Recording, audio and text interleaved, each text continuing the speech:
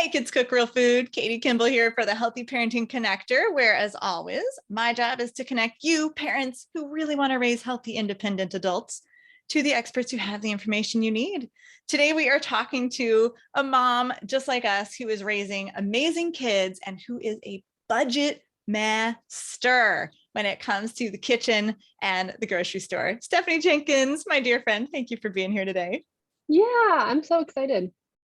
This is going to be good. So some people may know you already because you're a contributing writer on my other blog, Kitchen Stewardship. But for the people who do not have that delight, Stephanie Jenkins runs cheapskatecook.com, where she shares recipes, grocery hacks, tutorials, and daily motivation to guard your health and your budget. Follow Steph on YouTube and Instagram for real life silliness and practical inspiration. And truly, I have to say that Stephanie's Instagram is one of my favorites to follow because it's just so real and down to earth. And like, I always feel the warm fuzzies and learn things too when I check out your stories and stuff. And then we'll share links anywhere we share this video where you can go to get a list of the 35 ingredients you need in your kitchen to save money and eat healthy, which is exactly what we're talking about today. But Stephanie, let's kind of dial back. Like, what was your normal when you were a kid as far as health and budget? Like, has this always been part of your roots or not? Oh, no. Like, my favorite foods growing up was Kraft macaroni and cheese, Trix yogurt, and Wonder Bread. Like, okay. I feel warm fuzzies when I think of those things. And that was my early childhood. So, we just ate like normal people in the 90s. And then probably around 2000 or so, I was homeschooled. And so we were kind of in this alternative way of looking at the world and raising kids and family and things like that. And so right around when I was 12, my parents started getting more into whole food. We didn't say real food, it was more whole food. And so my mom bought one of those, wheat grinders to make your own flour, and we started growing our own vegetables. And so by the time I was 15, we had goats that I milked twice a day. I was in charge. I mean, they were my goats. Like, I did everything with the goats. We had chickens, we had our huge garden, we had meat chickens, and I mean, we were full on whole food. So I feel like I got a good balance of both worlds, like I can appreciate the childhood full of convenience food and nasty, but then I also grew up with a deep love for whole food. I mean, it is a passion because I feel the connection between where our food comes from and just how much better the whole system is when you're loving your food and your food loves you back. Okay, that is so cool because your family clearly had like an awakening or a transformation. Like, that was not a slow process from Wonder Bread to goats and chickens in less than 3 years. Did anyone dig in their heels, like amongst your siblings or your father? Yeah, we crack jokes all the time about how much we loved homemade bread, but then if my mom would come home from the store with Wonder Bread, then we would also be like, yes, store-bought bread, So certainly there was a balance there. There was always a balance. I think my dad, ate Oreos every single night forever, like it was always about the balance. And wanting to have a healthy approach. My mom learned how to make all kinds of homemade stuff. We still tease her about the time she tried to buy organic Oreos and like didn't tell my dad just to see what he would do, and it did not go well. Are they bad? I've never seen them. I mean, they're cookies, right? But if you're looking for Oreos, like they were trying to be healthier, so they're not the same. Yes. But yeah, there was some, give and take there. There was some digging in of the heels. We also had some allergies that came up. So like goat's milk was a necessity for us. And so this is what worked for our family. And so Oh, and then there were gluten issues in our family. And so it was really, there were a lot of health benefits that were very necessary for our family. And being on a tight budget, my dad was a public school teacher my whole life. And so we had to do what we had to do in order to not go into debt. And so the whole family was part of the process. Okay, I seriously don't know if I have ever interviewed or talked to an adult who like got to watch their parents go through that. A whole like, oh, we've discovered some allergies and sensitivities, and now we have to radically change our diet. And I love that budgeting is very much part of your roots. Like you can't go buy a $9 carton of goat's milk. You have to buy a goat. Because Right. that's how you don't go into debt. Like, so this is part of your cloth, right? Stitched into the cloth of Stephanie. And then when you got married, I mean, your origin story is so cool. And I want you to just, I'm not going to give away like the numbers because I do know them, but tell us then about when you got married, how that translated into your own young adult life. So Chris and I got married pretty young. I mean, we were not established in our careers at all. And so we sat down and created our first budget, and being debt free was extremely important to us.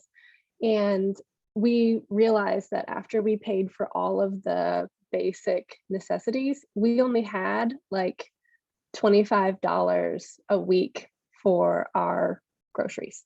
That was it. And that included eating out, but like, obviously we weren't eating out. And rather than being like, oh, we just can't do this, first we were young and dumb. We didn't know that we couldn't do it, And so we were just like, well, this is what we have to do. And so we're going to do it. And we did it. Plenty of people tried to tell us like, this is too hard. You can't, you're going to have to increase your grocery budget.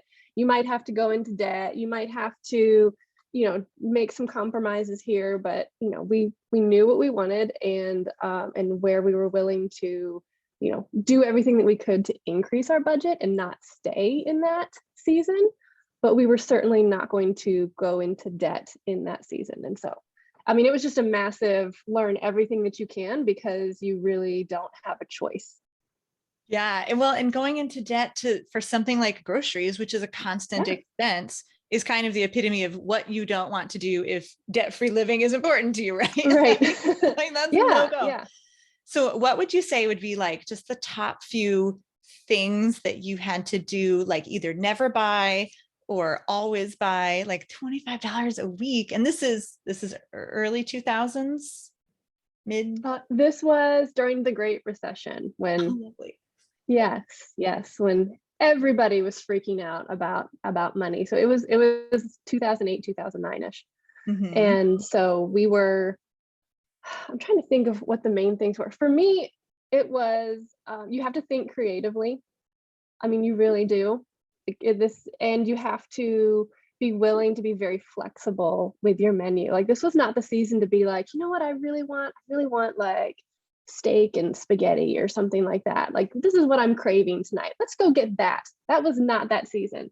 That was the season of, well, I found some fish on sale and we have some lettuce that was on sale and my mother-in-law brought us peaches.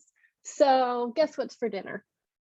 And once you get into that mindset, then and knowing what you're working towards, like this isn't a forever season. This is a unified plan that we have for our life, and we're not going to stay here. So yeah, we can eat whatever we can scramble together while we work towards that, because that is part of building our dream together. And what I love about your story too is that you didn't compromise on the beauty of Whole Foods that your mother taught you. Like this was not ramen noodles and frozen pizzas and lean cuisine, or I don't even know like what cheap foods are anymore, but it's usually not produce and real meats and fish and stuff. Yeah. There was a huge learning curve there, going from a home where, we had goats and chickens and a garden and things like that to, I mean, I moved halfway across the country when I got married. And so it was learning a completely different environment. I went from living in the country to living in a small town, but city-ish environment. And so just learning a completely different way of grocery shopping. And I think having that really tight budget helped me just kind of like, put on my big girl panties and just learn how to do it. And what I've always tried to teach people is that it's not so much about just trying to eat perfectly, like what your ideal is. It's just doing the best with what you have. What we had was $25 a week. Were we eating exactly the way that we wanted to eat? No, like we would have loved to eat more like lean meats and rice and things like that.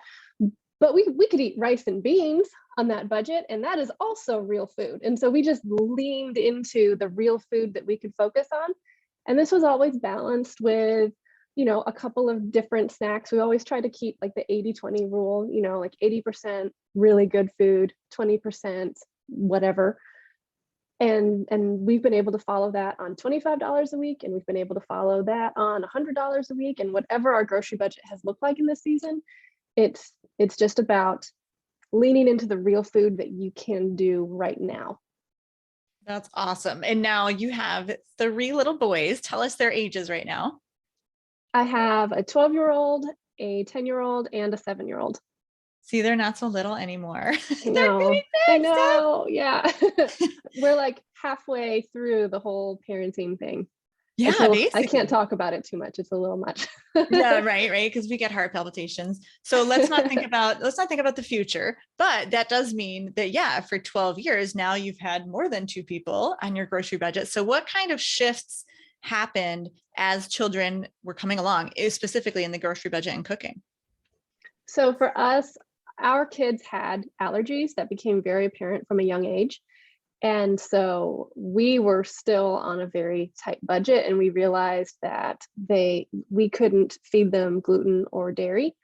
And so that was just another thing. Again, it was like, well, this is the budget we have. This is all we can do. And so, no, I can't buy all of these fancy alternatives for my toddlers that are gluten-free and dairy-free. We just have to lean into the real food that we can find that doesn't include gluten and dairy, or alternatives that we can make ourselves. So that was one of the biggest challenges probably. And then just the general, having selective eaters, kids who know what they want to eat and know what they don't want to eat, and just trying to lean into that.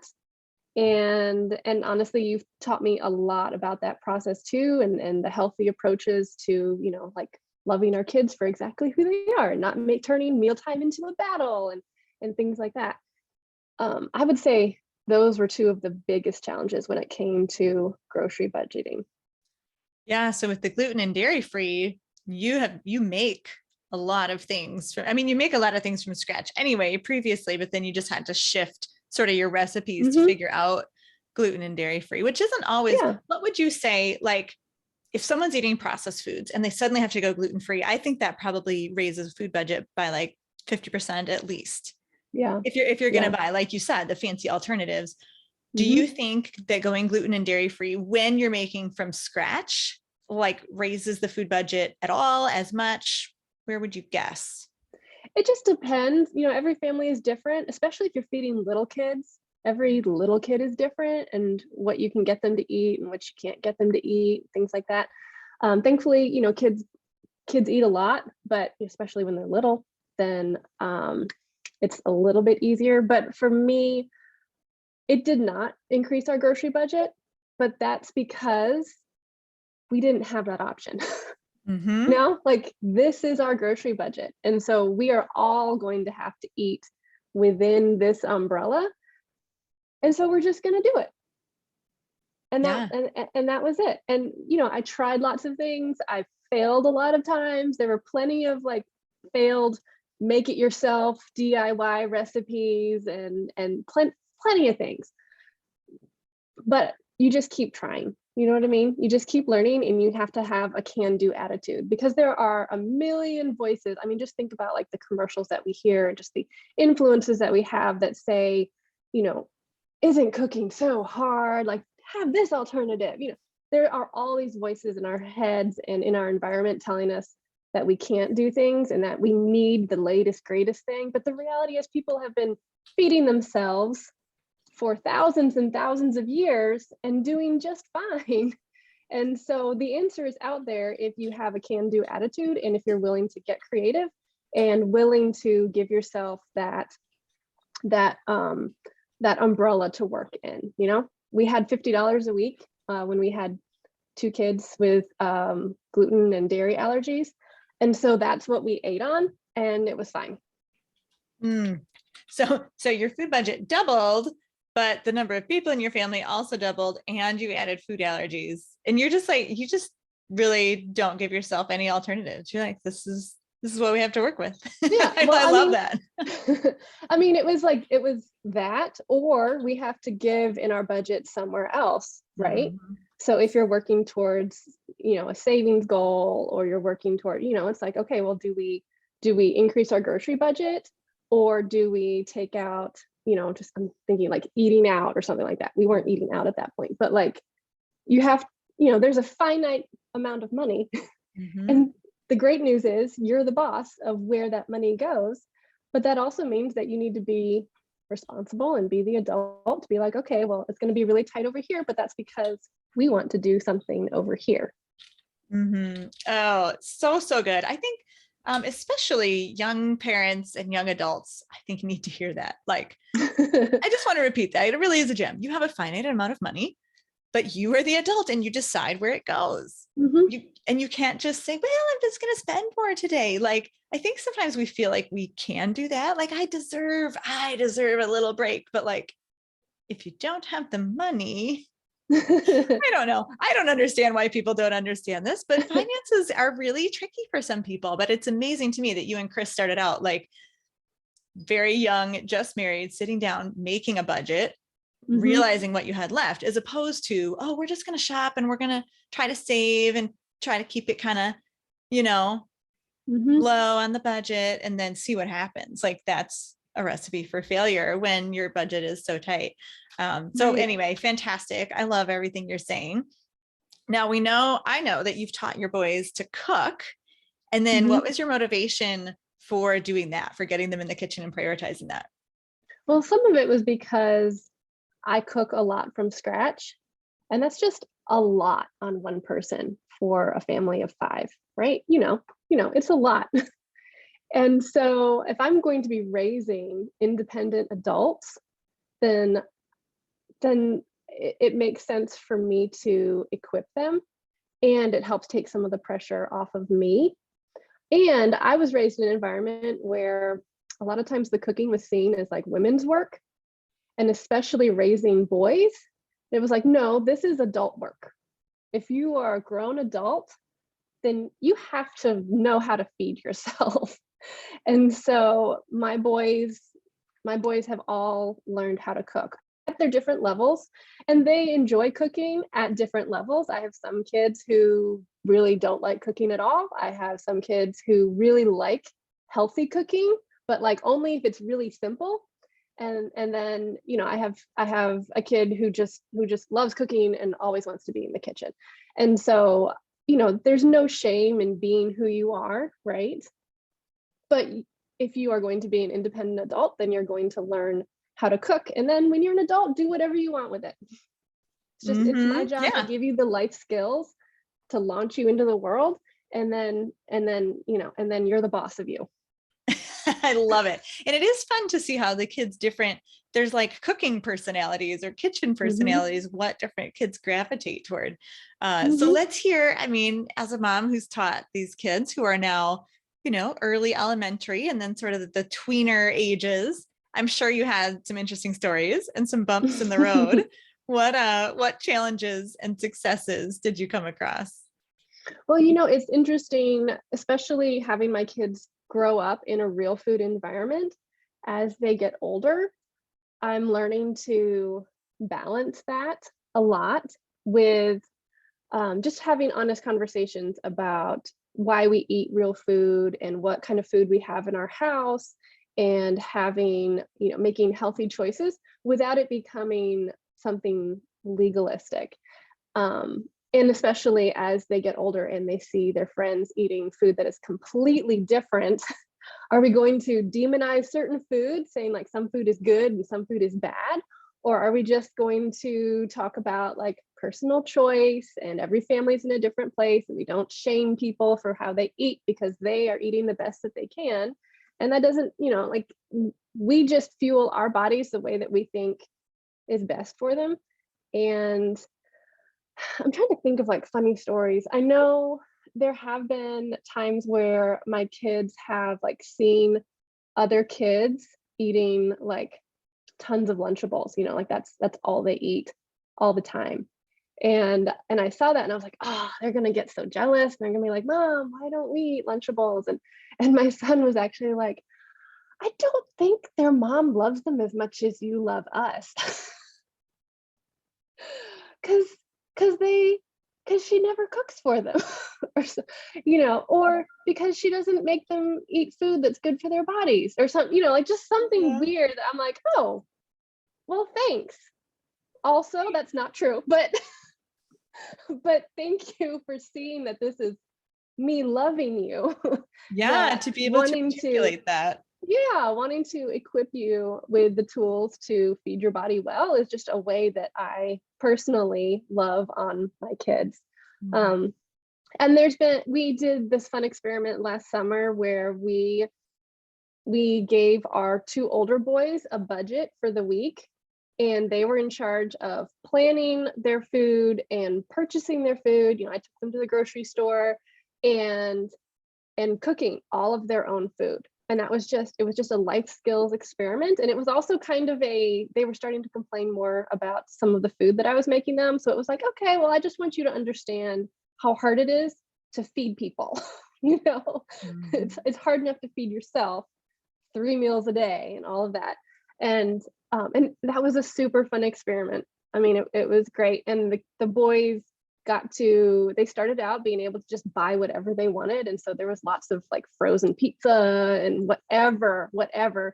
And then as the summer progressed, then we kind of created some boundaries, like let's read the ingredients, let's try to avoid food dyes, let's try to balance our plates, And I had one kid who was like, I'm just gonna make frozen pizza every day. And I had one kid who was like, wow, I figured out that I can make the budget stretch even further if I get ground beef and rice and peas and make that kind of the base for my meal. And then I can get these other things that are more expensive so like he really got it, right? That's cool. Yeah. It was really fun. And they still talk about it being a super fun experience. I think they're looking forward to doing it again soon. Okay. Did the frozen pizza son change over time and get tired of the frozen pizza, or change because of conversations where you readjusted the boundaries? He started talking about his stomach hurting a lot more. Boom. And see, okay, so this is perfect because some parents really have trouble giving their kids that much control, right? Mm-hmm. Because they'll say like, Katie, Steph, they're going to fail. They're gluten sensitive. They're going to hurt their bellies. Like, and mm-hmm. I think you and I are kind of saying, yeah, kind of, because mm-hmm. they kind of need to feel that so they have their own motivation and not just mom motivation.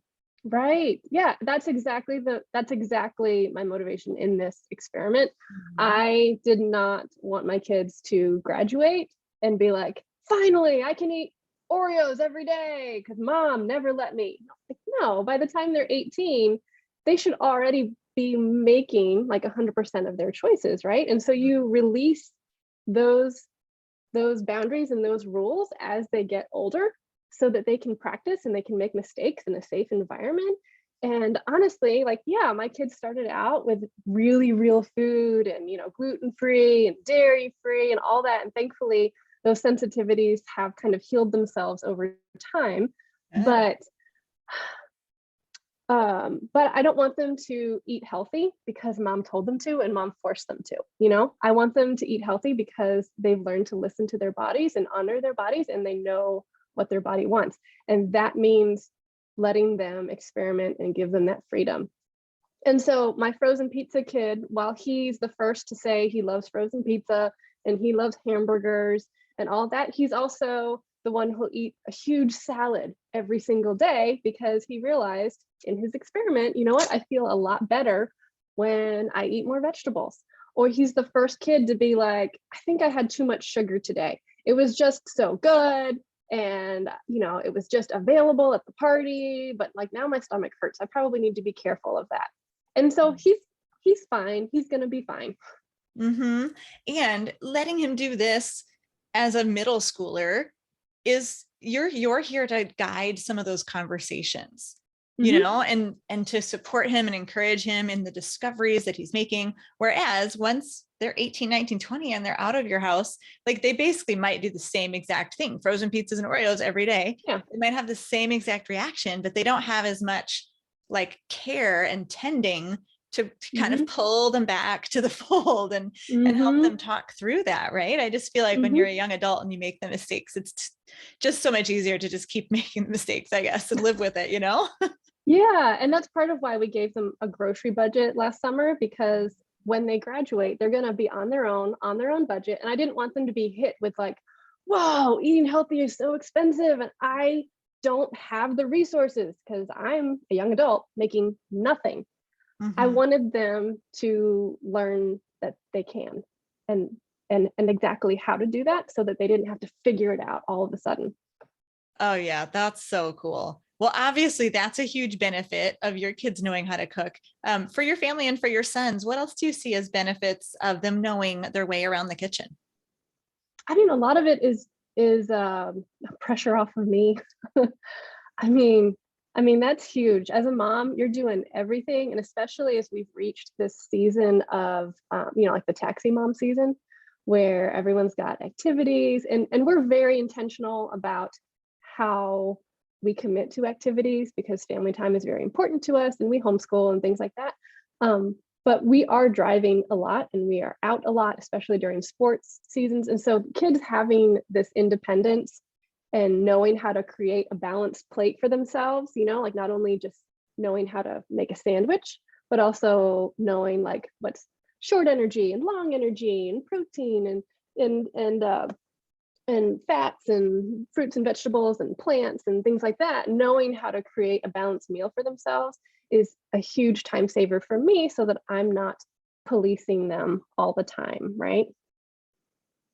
Yeah, definitely. I was just talking with my own mom this morning about the fact that like school breakfasts and lunches are free right now for everyone, for kids who go to school. And she's a substitute teacher. And she said, like the kids come in the morning and they all have a bag of breakfast on their desk. And they have to make a decision as a child. Like, what if they ate breakfast at home? Right. They technically could just eat 2 breakfasts or, you know what I mean? Like they're kind of left to like, they have this food. And, I said, goodness, how many kids, like I know there are kids because my kids will tell me, whose parents pack them a lunch intending that they eat it. And then they have this free lunch option. Guess what some of them do, right? I said, it's no doubt that somebody's food is hitting the trash. Oh yeah, for right. Sure. Because the school lunches are so big, but I also know that some of the kids are throwing their packed lunches away and their parents are none the wiser. And I said, you know what? That is the kind of thought that just like slightly terrifies me. I would hate the thought of like, my food going into the trash or my kids keeping a secret from me, right? Like both of those are very bad results. I said, you know what though? Because my kids pack their own lunch and none of them like wasting their own time. Yes. I have a very high certainty that my kids are not doing that because if they were, they would not bother packing the lunch because they would not dare waste their own time. They're very efficient children. And so, there's another random benefit, right? There's that ownership, like in what they have. Yeah, ownership is so huge. Yeah, that's there's something really like deeply satisfying watching your kids go through that process. It's also terrifying in a lot of ways because it usually involves you first letting go so that they can take that ownership, and watching them make those mistakes, like buying frozen pizza over and over and over again. But then seeing them learn from their mistakes and seeing them, take ownership, like you said, it's really beautiful to watch. I totally agree. And what's not beautiful right now, though, is that we're sort of living in an age where, just to clarify, we're recording this in spring of 2022. Inflation is going crazy. Food costs are going absolutely crazy. I just made a bulk order. And so like I've made these bulk orders for over a decade. So I have my spreadsheet, with the product number and the price. And so I hadn't rechecked the prices. So I'm literally on the phone saying, number blah, blah, blah. And she would say, brown rice, such and such a cost. And I'd go, oh, what? Like Right? almost every item had gone up 50 to 100%. Yes. Like this is not pennies and quarters. This is insane. And I'm so curious, you with your budget mastery, like what is having to shift when food costs rise? Yeah, that's huge. I would say that's probably the top question that I get in my DMs and in my inbox and things like that. For my family, we've decided that we're not going to change our grocery budget right now because we have some huge things in our budget that need attention. And so we are just adjusting our expectations for that budget. It's kind of like what we've done all along, right? You've got this umbrella, and so we're going to make our expectations fit that umbrella. So whereas we just have to choose the things that are really important to us. So before these huge changes in grocery budgeting, we were all organic and local meat and low gluten and low dairy and mostly organic fruits and vegetables. Right now, we are still local and organic meat, just because that is extremely important to our family. But we're also making a lot of meatless meals and plant-based meals to kind of balance that out. Rather than doing all low gluten, we do a lot of the long ferment sourdough, which is less gluten and better for your tummy and things like that. But then we're not buying more expensive flours in the process. We're just, it's regular flour. It's just, we're just dealing with it in a different way. And we're not worrying about low dairy right now. And we're not buying organic fruits and vegetables. We are buying some, but we're not worried too much about that. We're focusing more on let's just eat a lot of plants. We have a garden, we have, we're eating lots of like frozen vegetables and just kind of getting the plants wherever we can, but we're not stressing out over whether something's organic or not, because that's just not in the budget right now. And that's okay. And it is okay. And I could flip this screen and be interviewing an expert on toxins. And that expert would say, if you're not eating organic, you're consuming all these pesticides and glyphosate and like getting up in our face. But it's like, you know what? You got to eat within your budget. Yeah. And I think it's fascinating to watch your thought process. And honestly, I'm doing exactly the same thing. It's like, especially when you know a little bit about that dirty dozen, clean 15. Yeah. It's like, I'm just not going to buy grapes, or I'm just going to buy the cheaper grapes, and say a prayer and eat the food. Yeah. You know what? We are thankful for our food. And that's, and that's part of the healthy process, I think. And we try to just steward everything really well. And that means that there's always going to be a balance there and doing the best you can with what you have. Yeah. And again, I predict that was very fascinating for many parents to hear your thought process. We held fast here, we shifted here, we're making more homemade here, but with different ingredients, and if it turns out that you've got some bellies that are hurting because you're not prioritizing dairy-free, you're probably going to start using more water instead of milk in your baked goods, or you're going to make dairy-free, homemade dairy-free milks. Those are much less expensive than the Tetra Pak. Absolutely. Cartons. Yeah. So and there have been seasons where we've increased the grocery budget because of other circumstances. And that's fine. But in this particular season that we're in, then we're not going to increase the grocery budget because we have other things that we need to be an adult about, right? Being an adult is choosing where you're going to put your money. And so we've made that choice, and it's the best decision that we can make right now. And so I could freak out about all the toxins, and I could get really stressed out about this because these are things that I care about, right? But I'm trying to look at the whole picture. And the whole picture says that this is the best that we can do. And so I'm just, all right, that's good. And we're moving on.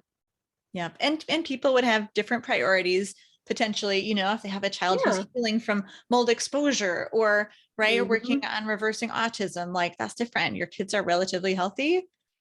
I think your kids are relatively healthy, but yeah, it is all about priorities and balance. And I think you're making fantastic choices. And I just want to point out, by the way, parents, that Stephanie has a budget. She knows exactly how much she spends and where her money goes. And I wonder, I don't know the statistics, but what percent of American adults actually do that, actually make a budget and hold fast to it? My guess is it's very small. Do you know?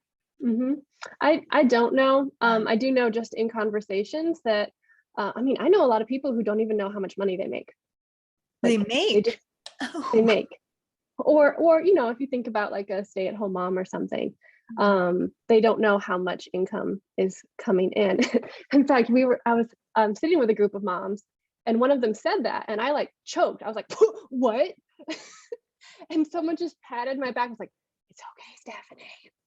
Not everybody does this the same way you do. I'm like, sorry, I'm just, you know, and everybody's different, right? But when you think about just being an adult, I think it's really important. It's important for your peace. It's important for so many different things, the balance of responsibility in your relationships and things like that, to just have some idea of where your money is going. And we live in a culture where there's a lot of entitlement and stuff, and a lot of ideas that, well, I need this. Like, my kids have allergies, and so I need to buy the expensive stuff. You know, and in some cases that is true. But sometimes it's not, you know? And like you said, there's some kids who are healing from things. Back in 2020, my son had to go on practically like the AIP diet, right? The paleo AIP diet. I mean, it was very, very extreme. And our whole family did it because we didn't want to be like eating pizza in front of him, right? Yes. So that was 90 days for the entire family. And so, yes, our budget increased significantly. I did all the things to try to make it more budget friendly, but that was what our family needed during that time. And so we gave, you know, like we gave way in other areas that we were putting money towards so that we could make this work. And I don't know where I'm going with that, but you know, it's just the whole being an adult thing. You have to have an idea of where your money is going so that you can make sure that your priorities, the things that are important to you, are actually being met. Yep. And there's seasons. You've said that word a lot too, that we were in this season of life, we're in this season of life. And so it's important that we can grow and shift and change our priorities, change our food budget. I mean, I see something like AIP for a specific purpose to be, it's almost healthcare cost, right? Yeah, it's preventative healthcare. You're saving money on future healthcare for your son, for the whole family. And I wish more people would think like you do, you know, and know what's coming in and what's coming out and where it's going. And so that's our encouragement for sure for you today, parents. And why was this easy for Stephanie? Because her family made it normal, right? Because you knew how to do this right from the moment you graduated. And I know Dave Ramsey is a big part of your story and reading his books, and that's a great resource too. You know how practical I am, Steph. So I always love to leave parents with a super practical step that they can accomplish today. What would you say to average mom out there who's thinking, man, I really should protect my food budget a little more? I think, I mean, you know, the big first step would be make a food budget. But I know that's overwhelming. So I would say the first thing that you should do is just Google what food cost budget, like a food budget in your area is. All that information's online. I mean, I literally Googled my town cost of living, and they had a list of like, here's the thrifty food plan, and here's the, you know, like bigger food plan, and all of that, and have some idea of what you can expect from your budget and start there. Okay. Because, you know, if you have a general idea of what you are spending, then you might be able to look at that and be like, whoa, we're spending way more. And so there are actually a lot of options that are available to us where we live. And so that can be encouraging. Or maybe you look at those results and you realize that your budget is way under, and maybe that's why you're struggling. And maybe you need to kind of revisit the budget, and maybe you're just putting too much pressure on yourself for where you are living right now in this season. What a great tip. I've never thought of doing anything like that. But yeah, just before you make the food budget, figure out what the average range that's possible in your area, because yeah, food prices can be vastly, vastly different. Oh yeah. For sure, depending on where you live. Good deal. Well, Steph from the Cheapskate Cook, go visit her, follow her on Instagram, grab that free download, the 35 ingredients you need in your kitchen to save money and eat healthy, because Stephanie's also all about the practical and teaching you step by step how to get it done for whatever season you are in. Thank you so much, Steph. It was great to be with you today. Yeah, you bet. It was so fun, Katie. Thank you. Good. Bye, everyone. We will see you next week for another episode of the Healthy Parenting Connector, where my job is to connect you with the experts who have the information you need to raise those healthy, independent adults. And I'll see you next week.